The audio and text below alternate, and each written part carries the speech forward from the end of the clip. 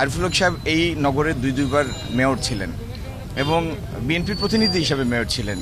সেই নির্বাচনগুলিতে বিএনপির আমরা সর্বস্তরের নেতাকর্মীরা মাথার ঘাম পায়ে ফেলে পরিশ্রম করেছি। আমাদের সামগ্রিক উনি যে উন্নয়নমূলক কাজগুলি করেছেন সিলেটে, সেটি ছিল আমাদের সামগ্রিক কর্মপ্রচেষ্টার যে একটা সার্থকতার মুখ দেখেছে, সেটার প্রতিফলন ছিল উনার উন্নয়ন কাজগুলি।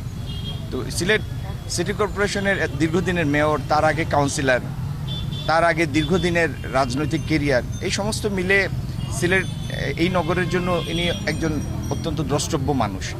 আজকে আমাদের সাবেক মেয়র, যিনি অন্য একটি আসনে আমাদের প্রার্থী, সিলেট 4 আসনে, তার সেই কর্মব্যস্ততা সত্ত্বেও তিনি এখানে সময় দিয়েছেন। আমাদের সাবেক কাউন্সিলররা তারাও রাত দিন পরিশ্রম করছেন।